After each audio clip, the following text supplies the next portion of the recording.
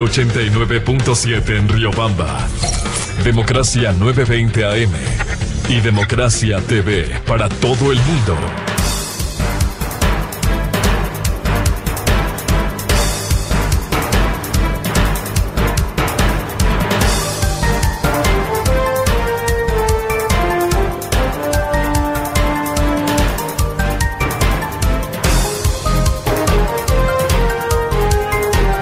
Siete de la mañana con 35 minutos en el territorio continental ecuatoriano, buscando la verdad en la revista de Opinión Democracia. Queremos saludar a nuestro siguiente invitado, al señor ministro de Energía, doctor Fernando Santos Albite. Lo hemos invitado para abordar algunos temas vinculados con el sector, llámese petrolero, el sector eléctrico, la tarea que se ha emprendido desde la Secretaría de Estado, por un lado, para combatir la corrupción, y por otro, las políticas que son tan fundamentales en sectores como el petrolero y el eléctrico. Quisiera empezar con un hecho de coyuntura, señor ministro. Se denunció este fin de semana que Petroecuador ha señalado a indígenas por el apagón en el campo de extracción de crudo. Esto es en la zona de la estación Amoa, en los llamados bloques 16 y 67 en la provincia amazónica de Orellana. ¿Qué ocurrió? Porque se habló de la pérdida estimada diaria de 3.500 barriles de petróleo. Muy buen día, señor ministro. Muy buen día, Miguel, a usted y a su audiencia. El problema en el bloque 16 se originó cuando pasó el 1 de enero al Estado. Este bloque fue manejado por más de 30 años por varias compañías. La última fue Repsol, quien en su periodo final le vendió los derechos a una compañía, Repsolia. Esta compañía Repsolia, que no se le extendió el contrato, parece que hizo ofrecimientos bastante poco realistas a un pequeño grupo de indígenas huarones que habitan en el campo. Y cuando pasó a Petroecuador, estos indígenas creyeron que Petroecuador no les iba a cumplir. Petroecuador mantiene con todas las comunidades de la zona magníficas relaciones, convenios de ayuda social, pero intervinieron factores externos, personas que quisieron pescar a río revuelto, y les aconsejaron a este pequeño grupo de huarones, no son más de 30 personas, que iban a sacarse la lotería para el resto de su vida. Hicieron un petitorio de 9 páginas, e inclusive algunos puntos contra la ley, ¿verdad? Que querían que a toda la comunidad, trabaje o no trabaje, se le afilie al seguro social, que se les dé a las madres solteras bonos, a los ancianos pensiones, buses para literalmente cada niño, escuelas si no hay suficientes alumnos, instigados por personas que quieren sacar algún beneficio económico. Bien, Petroecuador no podía aceptar esto, ¿verdad? Porque hubiera sido romper el desequilibrio con las otras comunidades. Pero ayer conversé con el encargado de relaciones comunitarias de este bloque que viene de la Repsol, el doctor Remigio Rivera, una persona que está más de 25 años ahí, y me dice que ya están arreglando, que las influencias externas ya las han logrado neutralizar. El hecho es como sucedió cuando fue la Texaco. Gente dijo, aquí hay plata, disfracémonos de indígenas y saquemos una gran indemnización. Pero ya está bajando la tensión. Algunos días entraron en estado etílico al campo y destruyeron algunas instalaciones pequeñas. Son gajes del oficio cuando termina un contrato, pero ya se está terminando y están entrando en razón, y creo que esta semana ya volverá a la normalidad en ese campo. Por cierto, señor ministro, habrá que evitar, frente a estas acciones, por aisladas que sean, el que se derive en hechos más graves, como derrames de hidrocarburos o incidentes industriales graves. Así es, en eso han estado muy activos los señores de Petroecuador. En realidad, toda la atención de las relaciones comunitarias y seguridad industrial se ha puesto en marcha, así es que se ha logrado evitar daños, inconvenientes en realidad, pero mayores daños no ha habido, Miguel. En todo caso, ¿se ha superado este pequeño problema para evitar que haya una pérdida diaria en la producción de petróleo? Me ha dicho el encargado de Relaciones Comunitarias que para el fin de semana espera que se termine todo. Ha habido una gran movilización, la gobernadora, el obispado, los tenientes políticos, otros grupos de la misma nacionalidad que les han dicho, por favor, entren en razón, no se dejen influenciar. Hay abogados que les dicen, pidan el cielo, y obviamente a nosotros nos toca una gran indemnización, ¿no? Pero ya se ha logrado, repito, neutralizar estas ambiciones. Un hecho aislado, diría yo, las relaciones de las compañías, incluida Petroecuador, y las privadas con las comunidades son aceptablemente buenas. Señor ministro, pasando a otro tema, ¿cómo se está encauzando el manejo de Petroecuador luego de los cambios últimos que ha habido? Se nombró por primera vez en la historia una gerente encargada, es la ingeniera comercial María Elisa Soledispa, una persona que tiene creo que más de 15 años en la empresa, trabajó en el ministerio, estuvo en comisión de servicios, ha vuelto a Petroecuador, es una persona muy honorable, muy trabajadora, muy conocedora de la empresa.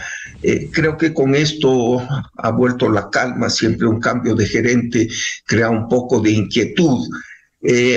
Ella me ha dicho que no quisiera continuar de gerente titular, tiene los méritos, pero por razones personales. Así es que estamos buscando con todo cuidado un gerente permanente. Ya hemos recibido carpetas, currículums de colegio de ingenieros, de empresas, de personas del sector que están interesadas en el cargo. Tengo que reconocer que ha habido ya en menos de 2 años de este gobierno 6 gerentes entre encargados y titulares, una inestabilidad muy fuerte. Ojalá se acierte con este nuevo nombramiento. Es la empresa más grande del país, así es que merece toda consideración. Así son las empresas estatales, ¿verdad? Ya han llegado a su fin, diría yo, en cuanto a vida útil, pero la tenemos ahí. 50 años de Petroecuador que se ha politizado, hay técnicos de primera, pero también hay nombramientos políticos que complican la cosa, porque en una empresa usted necesita conocimientos científicos especializados en petróleo. A veces por razones políticas se nombra a alguien que no es del sector y viene malentendidos. Así es que esperamos que se nombre por EMCO, y yo tengo el voto, por supuesto, un buen gerente. Lo que sí hemos exigido y le hemos pedido a la señora Soledispa, y ojalá lo logre, o si no, los primeros días del próximo gerente, es regularizar una situación que realmente nos deja atónitos a los miembros del directorio. Petroecuador no tiene contabilidad ni auditoría. Es increíble, la empresa más grande del país, amparada en la ley de empresas públicas que dice lleven cualquier contabilidad que sea aceptable. Eso es imposible, ¿verdad? La contabilidad de la mayor empresa del país tiene que ser la mejor contabilidad del país y es, yo diría, de las peores. Asimismo, hay una capacidad de giro del gerente de $100 millones sin pedir autorización del directorio. Esto no sucede ni en las empresas más grandes del mundo. El gerente anterior, el doctor Aguiar, se comprometió a contratar la auditoría y a proponernos un límite razonable de ordenador de gastos sin parar la empresa. No lo hizo, esperamos que la nueva lo haga. Así es que Petroecuador tiene todos los problemas de empresas estatales. No es la única, fíjese, Miguel. Petrobras era un ejemplo de corrupción e ineficacia. Pemex de México era igual. YPF de Argentina podía haber sido peor. Ecopetrol era igualita. Pero todas... PDVSA de Venezuela. Usted lo ha dicho, es el ejemplo del arca abierta, ¿no? En tiempo de Chávez, pero la mayoría de estas ya se han cambiado. Ecopetrol es una empresa en capital privado. Usted puede entrar a una gasolinera, una tienda en Bogotá y comprar acciones de Ecopetrol, ¿verdad? Y ahí sí hay la mirada de los dueños, que son los accionistas, que exigen contabilidad, limpieza en los números, responsabilidad de los empresarios. Aquí, obviamente, la Contraloría les audita, pero este tipo de auditoría es diferente y no tiene tiempo. La Contraloría, si hay miles y cientos de empresas, ¿verdad? Y entidades públicas. Así es que la calentura no está en las sábanas que un gerente le allanan la casa, que a otro le mandan a la cárcel. Son síntomas, ¿verdad?, de que algo funciona mal en la empresa estatal y en todas las empresas estatales. La Alemania Oriental es el ejemplo. Cuando se unió con la Alemania Occidental, el gerente de la Volkswagen de ese tiempo le dijeron: vaya y analice las empresas de la Alemania Oriental a ver cuáles deben sobrevivir y cuáles deben transformarse. Creo que de 50,000 aceptó 5, el resto no servían, porque el Estado no es un empresario. El Estado tiene fines nobles de organizar la sociedad, de cuidar la seguridad externa y interna, la salud, pero no estás vendiendo papas fritas como se venden las gasolineras de Petroecuador, ¿verdad? Así es que no confundamos los roles del Estado con el del empresario. Cuando hagamos a las empresas estatales con visión empresarial, con cuidado empresarial. Yo soy accionista de alguna empresa y voy siempre a las juntas de accionistas. Ya veo que los colegas que tienen más acciones protestan. ¿Por qué ese gasto? ¿Por qué ese rubro, verdad? Hay vigilancia. ¿Quién vigila las empresas estatales? Nadie. A la buena de Dios. Así es que el mal funcionamiento de Petroecuador es estructural.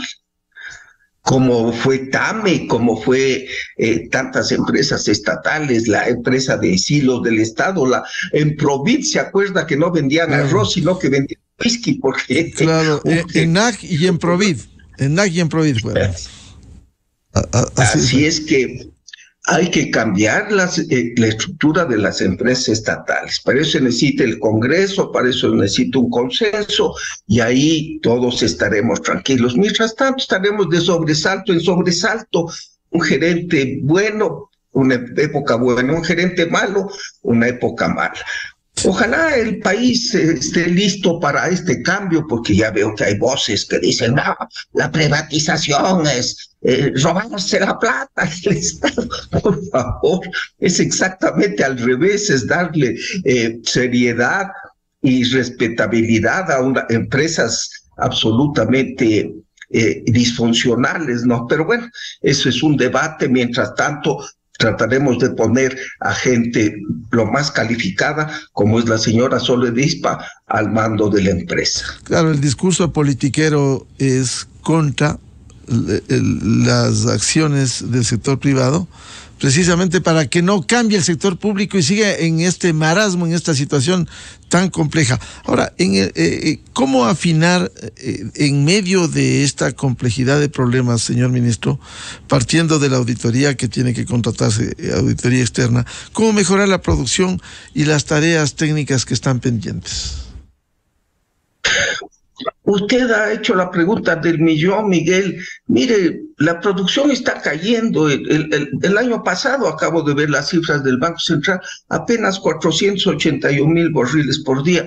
Hoy creo que estamos en 485. En un país con enorme potencial. Colombia está en 900,000 barriles y tiene la mitad al día y tiene la mitad de reservas del Ecuador.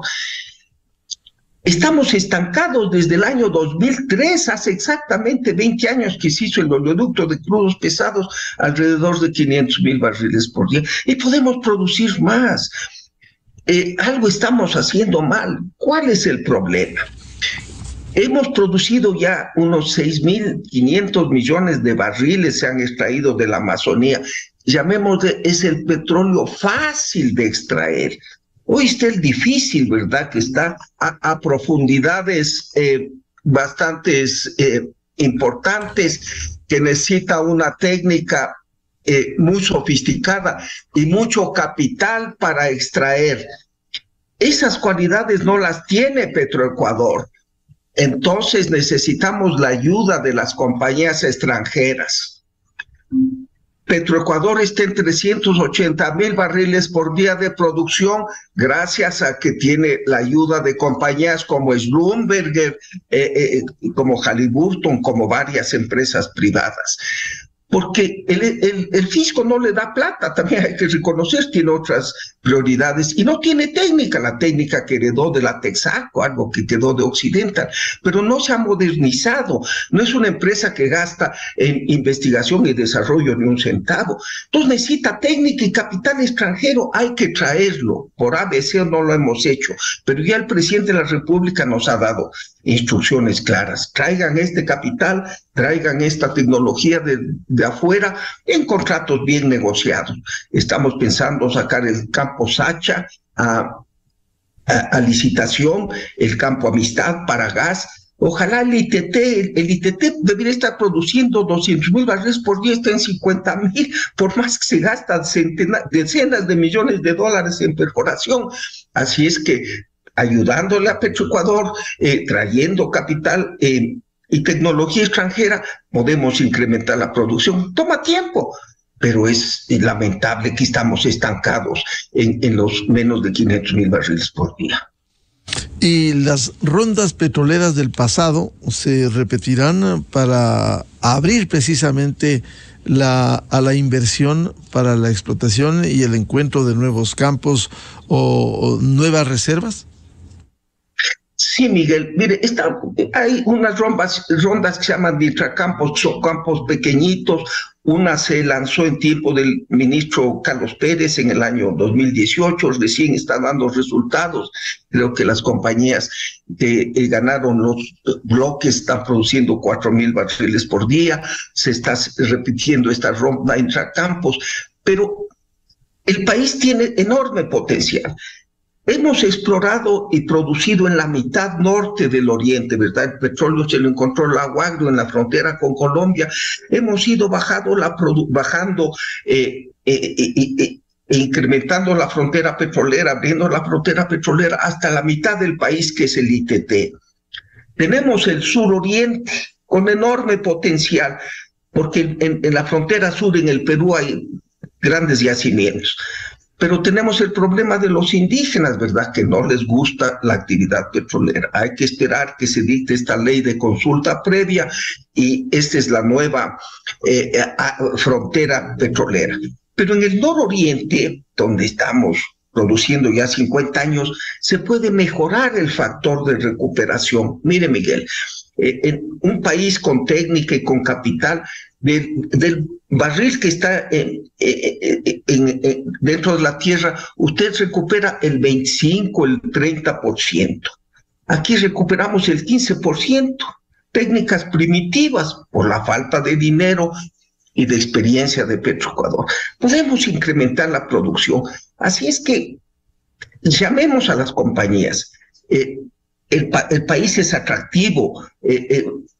Colombia y Perú, por decisiones políticas, tienen gobiernos hostiles a la inversión.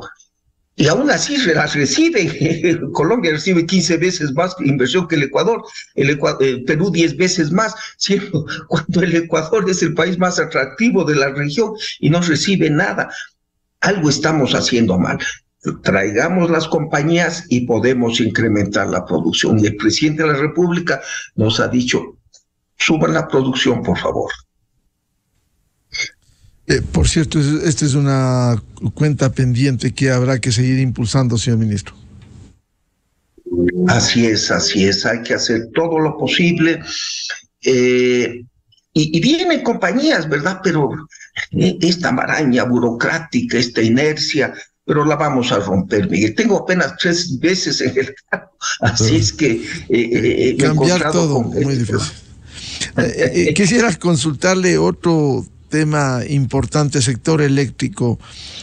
¿Cómo se está afrontando proyectos importantes que entregan energía, como el Coca-Cola Sinclair? ¿En qué situación se encuentra?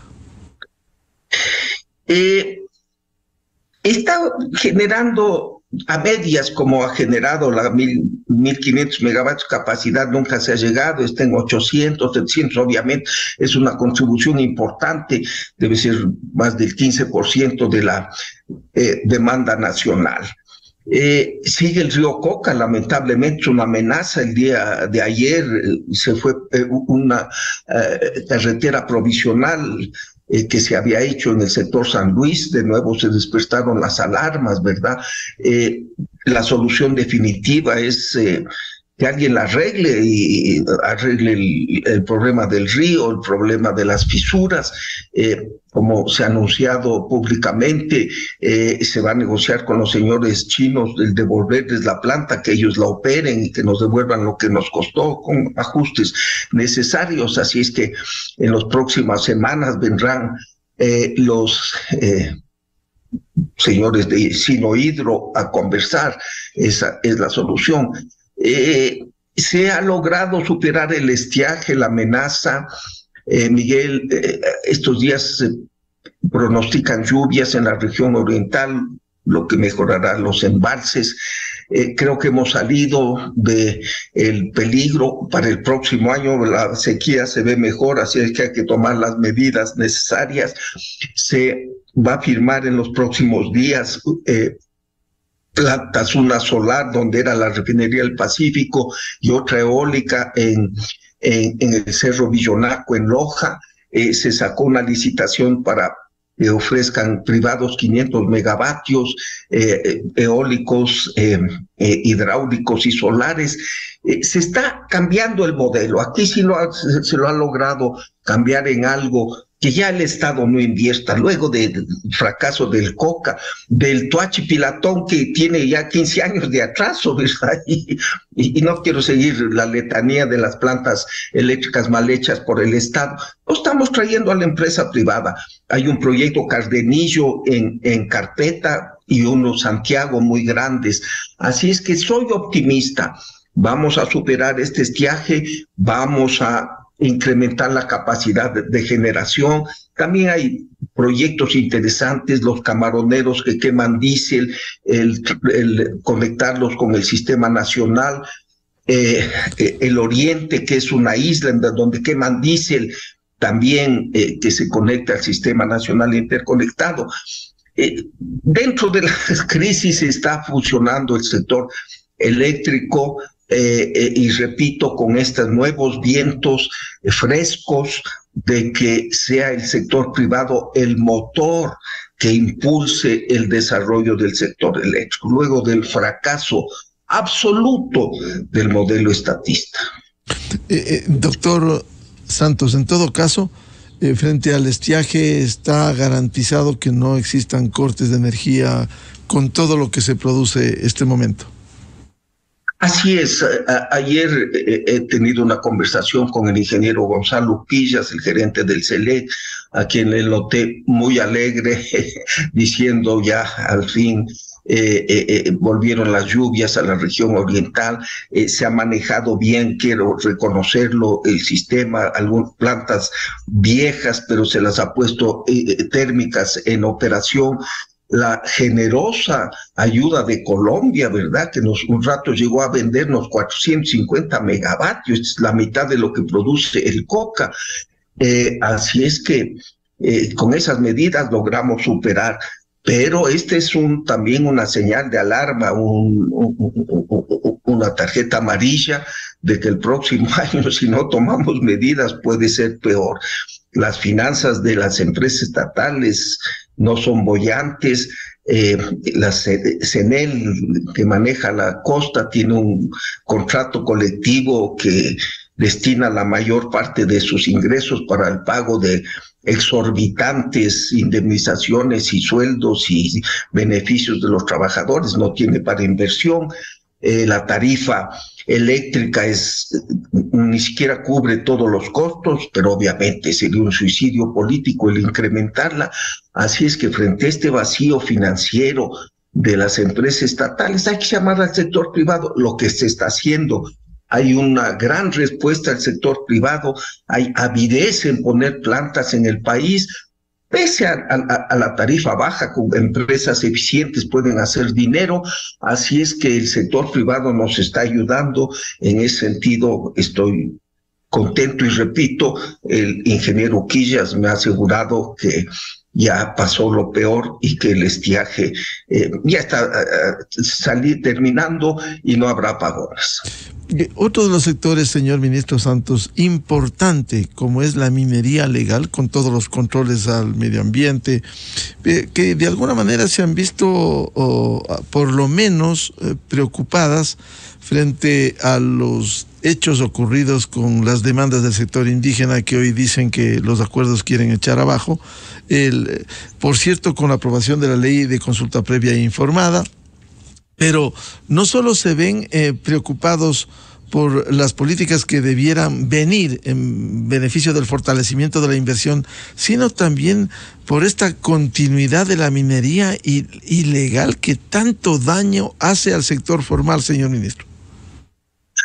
Sí, Miguel, mire, el Ecuador es ahorita la niña bonita de la industria minera internacional, compañías canadienses, compañías australianas, compañías europeas, se pelean por concesiones, obviamente no se les puede dar todavía porque está cerrado el catastro, pero sí hay amenazas, un sector floreciente. En 2 años que operan 2 minas, en Fruta del Norte y Mirador. En 2 años apenas, Miguel, ya los productos mineros son el 4º rubro de exportación del país, $2.700 millones en el año 2022. Ya superaron a las flores, al cacao, casi al banano, ¿verdad? Y el cielo es el límite, porque es un país riquísimo en minerales, pero extraordinariamente rico, especialmente en cobre, que es el mineral del futuro, porque es el mineral de la transición energética. Un vehículo eléctrico utiliza 8 veces más cobre que un vehículo a combustión, así es que la demanda y va a ser enorme. Oro tenemos también en cantidades, ¿verdad? En minas, aluvial, ahí está en el oriente, como los recogen con estas máquinas, o también hay minería pequeña. Así es que el país, la minería es el futuro del país, El petróleo está amenazado por ser un elemento contaminante, el mundo quiere consumir cada vez menos. No va a reemplazar la minería si ha sido la naturaleza tan generosa con nosotros. Pero hay amenazas, como usted muy bien lo indica, Miguel. Quiero ser muy claro, no son todos los indígenas. Mire, en las zonas donde hay minería, muchos, del 90-95% de las poblaciones les gusta la actividad, porque les da empleo, les trae bienestar. Las mineras hacen los puentes, hacen las carreteras, dan empleo, tienen el dispensario médico en sitios donde el Estado no llega, ¿verdad? Pero hay otros elementos, otros sectores que por política quieren molestar a la minería. El señor Issa, y con todo respeto lo menciono, pero ha sido público sus pronunciamientos contra la minería legal. Increíble, ¿verdad? En el pleno siglo XXI. Y él, según tengo entendido, es ingeniero ambiental. un ingeniero ambiental debería promover la minería, que es el elemento que nos va a ayudar a la transición energética. Obviamente, también tiene seguidores que les convence de esta práctica nociva. Pero yo diría que cada vez más las comunidades donde existen minas están viendo las bondades de la actividad minera. Y por supuesto el horror de la actividad ilegal. Esa sí no respeta nada, usa cianuro, mercurio, plomo, los químicos más nocivos, destruye la naturaleza. Así es que el gobierno, quiero recordarle, Miguel, declaró a la minería ilegal una amenaza contra la seguridad del Estado. Y hay decisión de que la fuerza pública termine con este flagelo. Estamos haciendo muchos operativos sacando a los mineros ilegales para que esas áreas puedan ser concesionadas o los concesionarios puedan operar. Obviamente no se publicita porque si se avisa desaparecen y vuelven. Se fue la fuerza pública, pero se está tomando todas las medidas para erradicar la minería ilegal e impulsar la minería legal. Miguel, repito, y no me voy a cansar de repetir que la minería es el futuro del país. Y el catastro minero, que es una deuda pendiente, ¿cómo viabilizar en medio de estas acciones? Porque evidentemente es curioso, se condena la minería legal y casi se convive con la minería ilegal, lo cual es un contrasentido desde un reclamo social. El catastro minero, señor ministro. El catastro minero está cerrado desde el año 2018 en tiempos del presidente Lenín Moreno, porque hubo mucho abuso, ¿verdad? Se daban a 2 o 3 personas la misma concesión, era una feria de concesiones. Se lo cerró hasta organizarlo bien. Después ya vinieron los problemas con los señores indígenas que dijeron moratoria en las concesiones mineras, ya ha seguido cerrado. Pero mientras ha estado cerrado, se lo ha modernizado, se lo ha pulido, está funcionando muy bien. Hubo un gran préstamo del BID para modernizarlo y hacerlo muy eficiente. O sea, está listo, pongámosle así. Pero abrirlo ahorita indiscriminadamente sería invitar a estas fuerzas antimineras a que hagan un escándalo. Entonces está pensando aperturarlo por fases. Primero hay como 200 solicitudes que al momento de cerrarse no se habían procesado. Se va a abrir el catastro para procesar estas solicitudes que están represadas. En segundo lugar, hay muchas zonas de interés minero en donde no hay comunidades, no vive nadie, son páramos o son zonas de selva o de montaña, donde no vive nadie. Entonces no hay a quien consultar. A esas zonas también se van a abrir. Y en las zonas pobladas se va a esperar la exposición de la ley de consulta previa. Así es que por 3 fases se abrirá el catastro minero. Las 2 primeras son fáciles, las represadas, y aquellas concesiones en áreas donde no haya comunidades se abrirá en los próximos meses, diría yo. Hay que pulirle todavía y una apertura total se esperará a la ley de consulta previa. Bien, al señor ministro de Energía, doctor Fernando Santos Albite, un agradecimiento desde la revista de Opinión Democracia por atender y pasar pasar revista de estos temas de interés en el sector energético. Muy amable, ministro, como siempre. Gracias, Miguel. Buen día a usted y a su audiencia. Muchas gracias, muy buen día. Buscando la verdad en la revista de Opinión Democracia, 8:08 en el territorio continental ecuatoriano. Vamos a una pausa publicitaria y volvemos con 2 invitados. El doctor Ramiro Rivera y José Hernández del portal digital 4 Pelagatos. ¿Son viables en el país acuerdos de gobernabilidad cuando hay acciones que buscan la desestabilización del país? Bueno, vamos a invitarles a hacer unas reflexiones en este sentido. Miguel Rivadeneira en la revista de Opinión Democracia. Inicio de espacio promocional y publicitario.